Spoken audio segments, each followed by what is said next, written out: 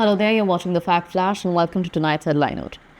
When you drink your morning chai, do you ever wonder about the milk in it? That simple glass of milk, the butter on your toast, the paneer in your sabzi, it all hides one of the greatest revolutions in India's history. And no, I'm not exaggerating because this is not just about milk. It's about how India went from a milk deficit country begging for imports to becoming the largest milk producer in the world. And at the heart of the story is one word, Amul. Now, India before the White Revolution. Let's start with some context. So, in the 1950s and 1960s, India was struggling to feed itself. The Green Revolution in wheat and rice was yet to kick in. Milk production was pathetic. In 1950, India produced just about 17 million tons of milk annually. I repeat, annually. The per capita availability was barely 130 grams per day. Compare that to today, over 450 grams per person per day. Back then, India was actually importing milk powder and butter oil from countries like New Zealand and Denmark. Imagine that. The land of holy cows couldn't feed its own children milk. Malnutrition was rampant.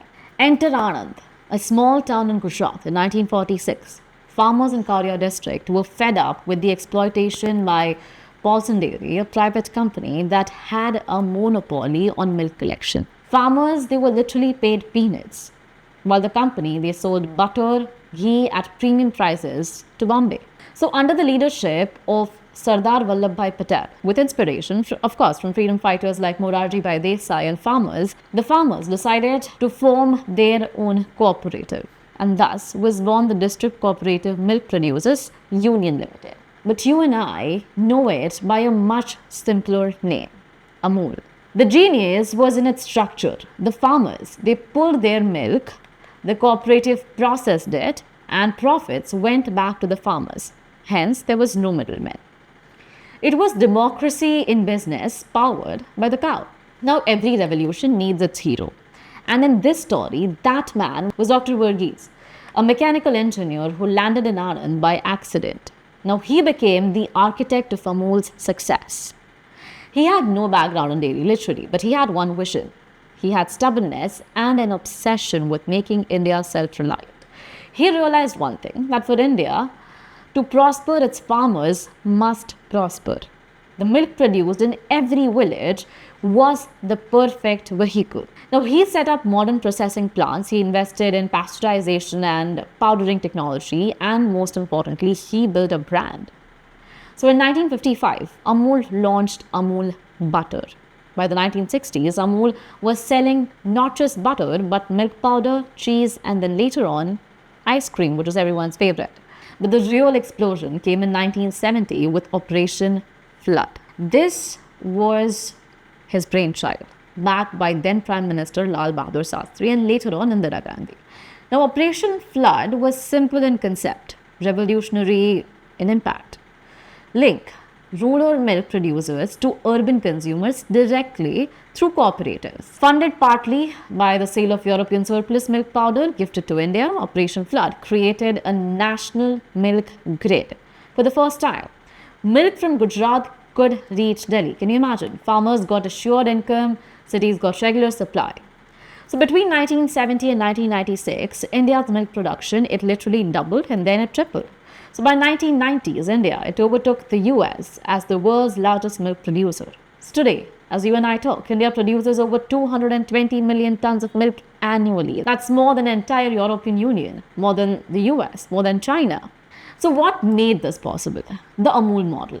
3-tier cooperatives, village level, which is farmers pour milk into local societies. Second was the district level, where cooperatives collect and then they process it. And the state level, where marketing and branding happen, that was Amul itself. This system eliminated middlemen. Today, over 3.6 million farmers in Gujarat are members of Amul cooperatives. Nationwide, the model has been replicated in Karnataka, Nandini, in Bihar, Sudha, and then again in Punjab too. Now, Amul isn't just about milk, you see, it's about marketing. It's a marketing genius.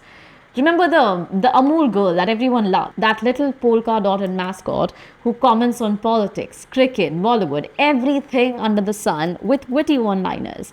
She's been around 1966. Did you know that? That's almost 60 years of iconic advertising. Amul, they turned butter into national conversation starter. It wasn't just selling products, it was literally selling trust, humor, and a sense of India itself. Numbers that speak. In 1970, India produced 22 million tons of milk. Today, it's 220 million tons.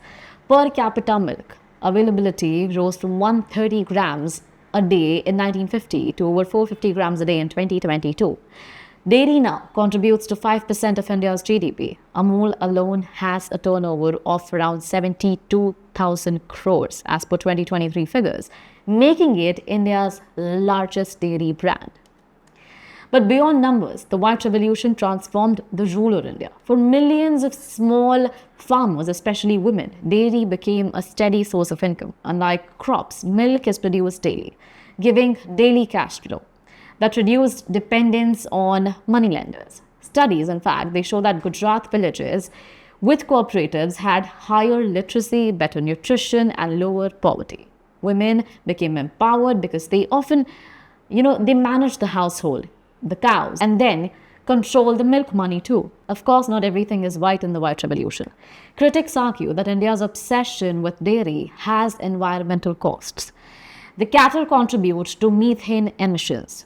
Groundwater is overused for fodder. There are also debates around animal cruelty in commercial dairies. And in recent years, Amul has been accused of trying to monopolize the market, clashing with smaller brands like Nandini in Karnataka. Farmers in other states complain of delayed payments. Still, despite these challenges, the Amul model is considered one of the most successful farmer moments in the world. I repeat, in the world. Now, here's another fun fact before we end, that while India is the largest milk producer, we barely export any. Why?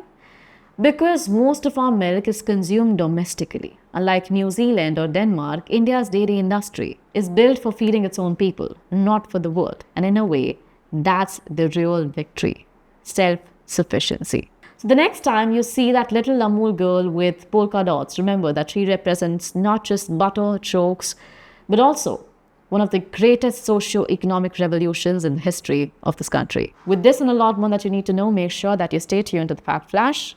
Good night.